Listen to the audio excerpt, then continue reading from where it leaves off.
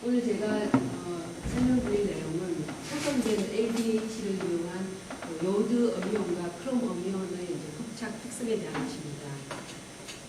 하이드로탈사이트라는 그런 점토광물, 소위 저희는 LDH라고 부르는데 그런 LDH가 어떤 물질인지, 그리고 방사성 폐기물 속에 상당히 많이 들어있는 요드 음이온과 그리고 일반 유해 폐기물에 많이 들어있는 독성이 큰 크롬6과 크로메이트 음이온, 크롬 음이온을 대상으로 소성된 LDH를 흡착제로 썼을 때 그때 그 음이온들과 그 LDH 사이에 일어나는 흡착 반응이 어떤 것이며, 그리고 그 반응의 평형 상수를 구하는 것이 오늘 발표할 내용, 주된 내용입니다. 먼저 여기서 제가 LDH라는 물질에 대해서 먼저 설명을 드리겠습니다. 하이드로탈사이트라는 점토광물이 있는데, 이건 자연 중에 실제 존재하는 점토광물이고요. 그리고 자연 중에는 그 양이 실제 많지는 않지만 그런 유형의 점토광물을 하이드로탈사이트 라이트 컴파운드라고 부릅니다.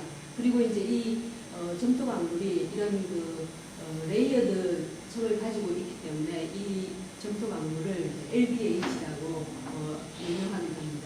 이 LDH의 구조를 살펴보면은 먼저 이 주된 층이 MgOH2 블루사이트 층으로 되어 있고요. 근데 이 블루사이트는 주로 여기가 마그네슘으로 되어 있는데, 이 마그네슘이 다른 어떤 산가의 양이온, 주로 알루미늄이나 이런 것들과 치환되면서 이 층 전체가 양이온 차지를, 양전하를 띠게 되는 거죠. 이 층이 양전하를 띠기 때문에 이 층 간에는 음전하를 띈 다른 음이온들이 이 사이에 들어가게 됩니다. 그래서 대표적으로 그냥 점토광물로 존재하는 하이드로탈사이트는 이 층 간에 탄산 음이온이 들어있는 구조로 되어 있고요. 그리고 약간의 물 분자가 들어있는 이런 구조가 LDH의 주된 구조입니다. 근데 LDH 좋은 장점 중에 하나가 실제 자연 중에는 많이 존재하지 않고, 그리고 저희가 실험실에서 이 화합물을 굉장히 아주 쉽게 합성을 할 수 있다는 점이 굉장히 장점이거든요. 그래서 실제 여러 이미 많은 사람들이 이런 구조를 가지고 있는 LDH를 이가 양이온을 이렇게 변화시키거나 장가 양이온을 이렇게 변화시키거나, 그리고 이때 X값은 전체 금속에 대한 삼가 금속의 비이기 때문에 이 층의 어떤 양전하의 정도를 나타내는 것인데, 이 값을 실제 변화시키면서 여러 가지 이 LDH를 합성한 보고가 있습니다. 그리고 이 양이온 점토광물하고는 틀려서 이 음이온 점토광물은 이 층이 상당히 유연성이 있기 때문에 이런 작은 이런 음이온들이 이 층에 들어갈 뿐만 아니라 상당히 큰 폴리옥소 메탈레이트도 실제 층간에 삽입해서 합성한 보고가 있고요. 그리고 여러 가지 유기 광물도 이 층에 넣어서 합성한 여러 가지 보고가 있습니다. 저희 실험실에서도 폴피린유도 실제 여기에 집어넣어서 합성을 한 경험이 있습니다.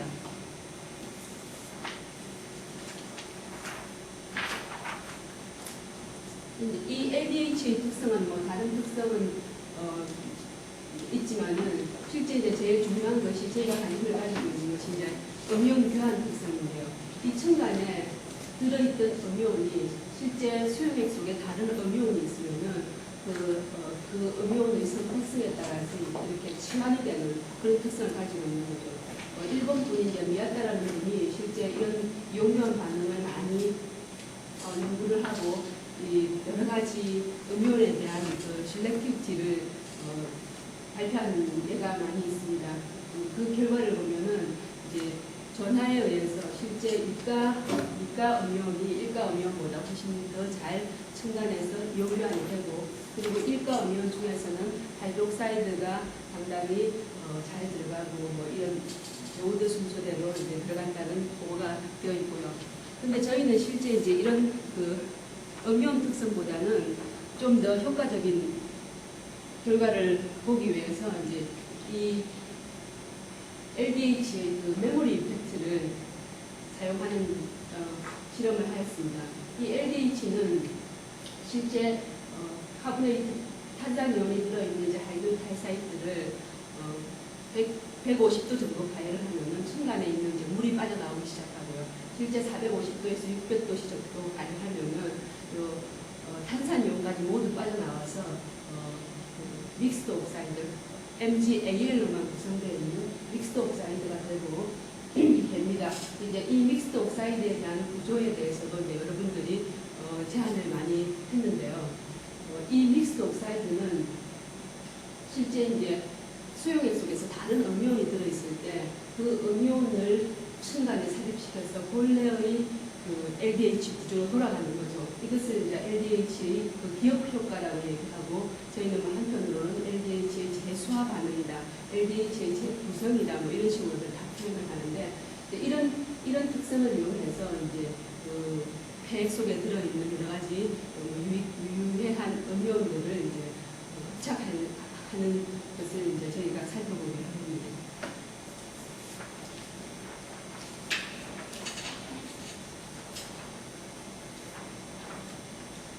실험 방법은요, 저희가 이제 그 요드 음이온에 대해서 실험을 하고 크롬 음이온에 대해서 실험을 했는데요. 요드 음이온의 경우는 우리가 이제 방사선 동위 원소를 쓴 관계로 배치 타입의 그 흡착 실험을 하였고 그리고 이제 제일 중요한 그 포인트 중에 하나가 이제 이 물질 자체가 그 음이온을 흡착하기 때문에 실제 음이온 흡착이 다른 얘도 다 마찬가지겠지만 수용액 중에 이제 카보네이트 탄산 음이온이 많이 들어있기 때문에 그 탄산 음이온의 영향을 완전히 배제시키기 위해서 전체적으로 이제 초기의 pH를 낮게 조절을 하고 이제 이너트 가스를 계속 주입을 시켜서 전체적으로 이너트한 반응을 시켰습니다. 마찬가지로 이제 크롬 음이온도 이제 이너트 그로우 박스 안에서 실제 이제 실험을 수행하였고요. 실험 결과를 말씀드리면요. 제가 여기서 이제 요드 음이온과 크롬 음이온에 대한 결과를 이제 발표하려고 하는데요. 사실 저희가 이제 그 요드 음이온에 대한 실험을 하기 전에 테크네슘 음이온에 대한 실험으로 미리 그 이 물질에 대한 여러 가지 특성을 미리 사실 실험을 많이 했었거든요. 그래서 이제 그 흡착 반응의 그 시간 의존도도 사실 먼저 측정을 하고 그리고 LDH의 양도 좀 변화시키면서 가장 어떤 폭으로 변화하는지 가장 적절한 LDH의 양이 무엇인지 이런 실험들도 하고요. 그리고 이제 그 음이온들의 농도를 이제 바꿔가면서 아이소섬 실험도 하고 그리고 그 최대 흡착량도 구하고 하는 일들을 기본적으로 했습니다.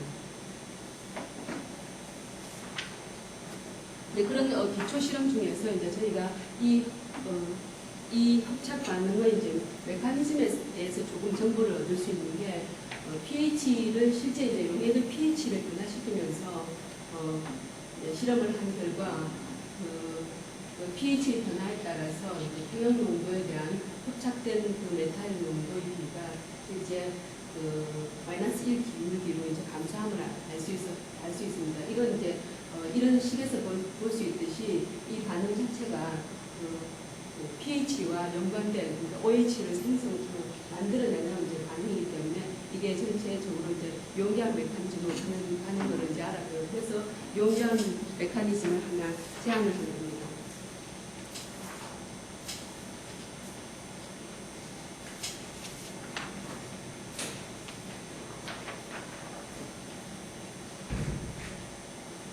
앞에서 보신 그 pH 디펜던스에 대한 결과 외에 실제 그 문헌 보고에 의하면 소성된 LDH를 다른 음이온이 전혀 없는 용액에다가 집어넣었을 때는 실제 층간에 OH만 들어있는 물질이 생성된다는 보고가 있었기 때문에 저희가 이제 이 층간에 OH 두 개가 들어있는 탄산이온 대신에 OH 두 개가 들어있는 이 물질을 이제 중간체로 보고요. 그리고 이제 이 물질이 저희가 원하는 어떤 다른 음이온, 요드 음이온과 이온 교환을 한다는 메커니즘으로 이제 제시를 하였습니다. 그러면 이제 이 층간에 들어있는 OH 한 개가 요드 음용과 치환을 해서 이제 OH 하나를 만들어내고, 그리고 이제 나머지 또 OH 하나가 그 요드 음용 하나가 치환되는 두 개의 2단계의 이용한 평형 반응을 제안을 했습니다. 그리고 이제 이 각각의 이용한 평형 상수는 이제 이렇게 나타낼 수 있는데요. 이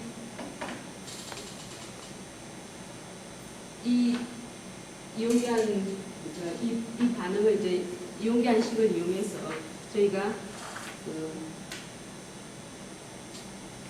복잡된 그 음용의 농도를 저희가 이제 알 수 있는 어떤 이런 농도 텀과 그리고 이제 그 평형산수인 K1, K2, K2를 넣은 식으로 이제 유도해 보았습니다. 그리고 이제 여기에서 실제 LDH가 물 속에 들어가서 약간의 녹는 부분이 이제 아예 있을 거면은 그게 LDH 평형 농도에 영향을 주기 때문에 실제 이제 녹는 양도 측정을 했더니 초기 농도에 대해서는 굉장히 무시해도 될 만한 양으로 측정이 되었기 때문에 이제 이 항을 무시하고 저희가 이 식을 이제 이렇게 바꾸어서 실제 이제 계산치와 실험치의 이제 차이를 최소화시키면서 K 값을 이제 구해보았습니다. 그때 요드 음용에 대한 이온교환 반응에 대한 K1 값이 7.4 정도 나왔고요. 그리고 K2 값이 0.2가 나왔습니다.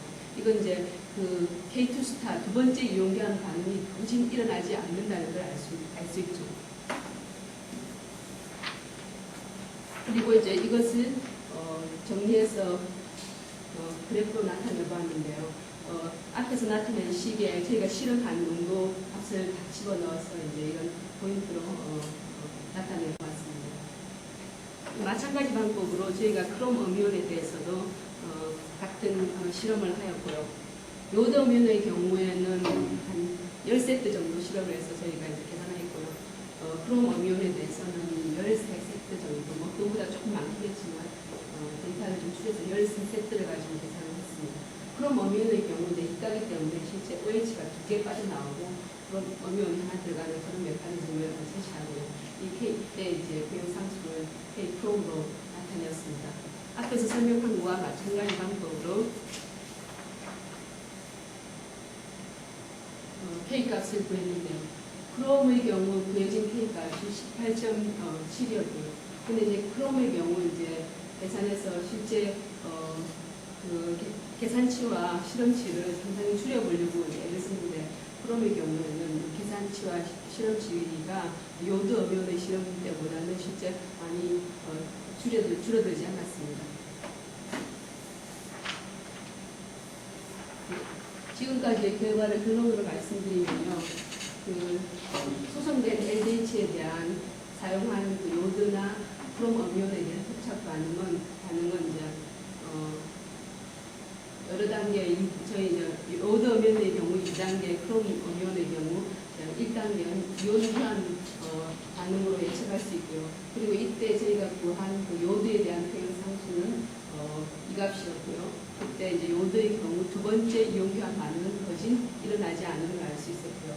크롬에 대한 평형상수는 18.7이었습니다. 그리고 저희가 이제 실험한 음이온이 크롬 음이온과 요드 음이온과 플래튬 음이온인데 실제 평형상수 값을 비교해서 흡착의 선택성을 보자면요. 크롬 음이온이 훨씬 크고 요드 음이온, 플래튬 음이온의 순서였습니다.